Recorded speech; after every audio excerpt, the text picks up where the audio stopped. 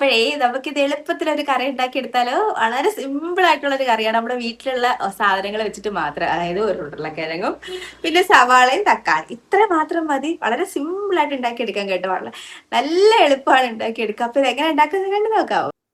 അപ്പൊ ദാണ്ടെ ഞാനൊരു ഉരുളക്കിഴങ്ങ് എടുത്ത് ഒന്ന് കഴുകി വൃത്തിയാക്കി ഇതുപോലെ ഒന്ന് ചെറുതായിട്ട് അരിഞ്ഞെടുത്തിട്ടുണ്ട്. ഇതുപോലെയാണ് അരിഞ്ഞെടുക്കേണ്ടത്, കണ്ടോ? അപ്പൊ ഞാൻ എപ്പോഴും പറയുന്ന പോലെ ചാനൽ സബ്സ്ക്രൈബ് ചെയ്ത് ആരെങ്കിലും കാണുന്നുണ്ടെങ്കിൽ ഒന്ന് സബ്സ്ക്രൈബ് ചെയ്തേക്കണേ.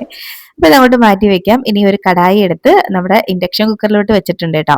അപ്പൊ ഇത് ഞാൻ പുതിയതായിട്ട് ഇപ്പൊ ഫ്ലിപ്കാർട്ടിൽ നിന്ന് വാങ്ങിച്ചെടുത്തതാണ്. അയണിന്റെ ആണ്, നല്ല ക്വാളിറ്റി ആണ് കേട്ടോ.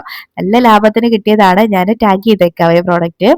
അപ്പോഴതിലേക്ക് കുറച്ച് വെളിച്ചെണ്ണ ചേർത്ത് കൊടുത്തിട്ട് ഒരു സവാള ഒന്ന് അരിഞ്ഞ് ചേർത്ത് കൊടുക്കുന്നുണ്ട്.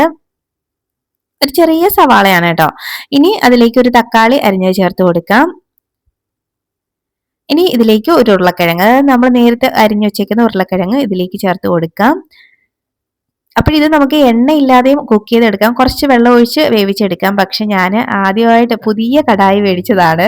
അപ്പോൾ ആദ്യമായിട്ട് അതിൽ കുക്ക് ചെയ്യാണ് കേട്ടോ. അതുകൊണ്ടാണ് കുറച്ച് വെളിച്ചെണ്ണയൊക്കെ ചേർത്തിട്ട് ഉണ്ടാക്കാമെന്ന് കരുതിയത്. ഇനി ഇത് നല്ലപോലെ ഒന്ന് മിക്സാക്കി കൊടുക്കാം.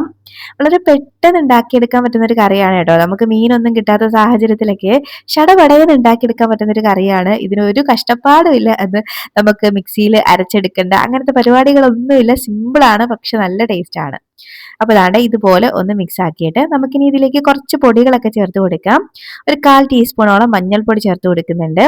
ഇനി ഒരു 2 ടീസ്പൂൺ മുളക് പൊടിയാണ് കേട്ടോ ചേർത്ത് കൊടുക്കുന്നത്, കാശ്മീരി ആണ്. ഇനി 1 ടീസ്പൂൺ മല്ലിപ്പൊടിയും കൂടി ചേർത്ത് കൊടുക്കാം.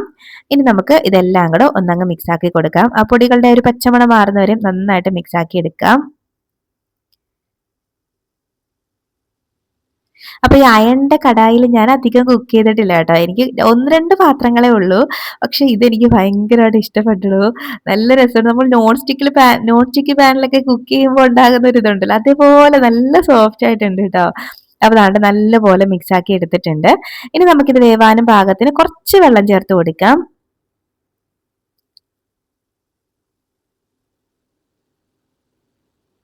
ഇനി നല്ലപോലെ ഒന്ന് മിക്സ് ആക്കി കൊടുക്കാം. ഇനി ഇതിലേക്ക് നമ്മൾ കുറച്ച് പുളി ചേർത്ത് കൊടുക്കണം കേട്ടോ. ഒരു ചെറിയൊരു പുളിപ്പ് ഈ ഒരു കറിക്ക് വേണം. അപ്പോൾ ഒരു ചെറിയ കഷ്ണം പുളി ഇതുപോലെ അങ്ങ് ചേർത്താൽ മതി, കുരുവില്ലാത്തത് നോക്കിയിട്ട്. പുളി വെള്ളമൊന്നും വേണ്ട, ചെറിയൊരു കഷ്ണം പുളി ചേർത്ത് കൊടുത്തിട്ട് പിന്നെ ആവശ്യത്തിനുള്ള ഉപ്പും കൂടെ ചേർത്ത് ഒന്നും കൂടെ അങ്ങ് മിക്സ് ആക്കി എടുക്കാം. ഇനി നമുക്കിതൊന്ന് അടച്ചു വെക്കാം. അവിടെ ഇരുന്നൊന്ന് കുക്കായി വരട്ടെ, ഉരുളക്കിഴങ്ങൊക്കെ ഒന്ന് വെന്ത് വരട്ടെ.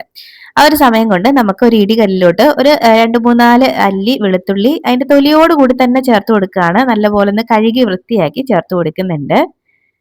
ഇനി നമുക്കിതൊന്ന് നന്നായിട്ട് ചതച്ചെടുക്കാം. അപ്പൊ അതാണ്ട് ഞാനൊന്ന് ചതച്ചെടുത്തിട്ടുണ്ട്.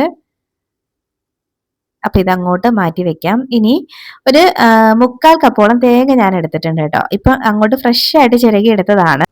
നമ്മൾ ഈ ഫ്രിഡ്ജിലൊക്കെ വെച്ചിട്ടുള്ള തേങ്ങ അങ്ങനെ എടുക്കണ്ട കേട്ടോ. ഇതിന് ഫ്രഷ് ആയിട്ട് ചിരകി എടുത്ത് തന്നെ ഉപയോഗിക്കുന്നതാണ് നല്ലത്. ഇനി അതിലേക്ക് നമ്മുടെ ആ വെളുത്തുള്ളിയും കൂടി ഇട്ടിട്ട് നല്ലപോലെ കൈ വെച്ച് നന്നായിട്ടൊന്ന് ഞെരടി എടുക്കണം. ഇത് നമുക്ക് അരച്ചടിക്കൊന്നും വേണ്ട. കൈ വെച്ച് ഇങ്ങനെ ഞെരടി എടുത്തിട്ട് ആ തൊലി, ഇളകി വന്ന തൊലി ഉണ്ടല്ലോ ആ വെളുത്തുള്ളി അല്ലീന്റെ, അത് അങ്ങ് എടുത്ത് കളയാം. ഇനി നമുക്കിത് അങ്ങോട്ട് മാറ്റി വെക്കാം. അതാണ്ട് നമ്മുടെ ഉരുളക്കിഴങ്ങൊക്കെ വെന്തോന്ന് നോക്കാം നമുക്ക്. എണ്ണയൊക്കെ ഒന്ന് തെളിഞ്ഞ് വന്നിട്ടുണ്ട്. ജസ്റ്റ് ആ ഒരു സ്പൂൺ വെച്ചിട്ട് ജസ്റ്റ് ഒന്ന് ഇങ്ങനെ ഒന്ന് അമർത്തി നോക്കുമ്പോഴേക്കും രണ്ടായിട്ട് കട്ടായി വരുന്നുണ്ടെങ്കിൽ വെന്തുന്നാണ് കേട്ടോ. അതാണ്ട് വെന്തിട്ടുണ്ട്. അപ്പൊ ഇനി നമുക്ക് ഇതിലേക്ക് നമ്മുടെ ആ ഒരു തേങ്ങ ഉണ്ടല്ലോ അതുപോലെ തന്നെ ചേർത്ത് കൊടുക്കാം. ഇതിന് അരച്ചൊന്നും ചേർക്കണ്ട കേട്ടോ. ഇങ്ങനെ ചേർക്കുമ്പോഴാണ് നല്ലൊരു ടേസ്റ്റ് കിട്ടുന്നത്. ഇനി ഇതിലേക്ക് കുറച്ച് കറിവേപ്പില ചേർത്ത് കൊടുക്കുന്നുണ്ട്. ഇനി എല്ലാം കൂടെ ഒന്നങ്ങ് മിക്സ് ആക്കി എടുക്കാം.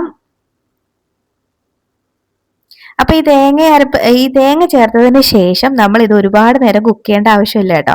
ജസ്റ്റ് ഒന്ന് മിക്സ് ആക്കി ഒന്നങ്ങ് തിളച്ച് വന്നു കഴിഞ്ഞാൽ തന്നെ നമുക്ക് ഫ്ലെയിം ഓഫ് ആക്കാം.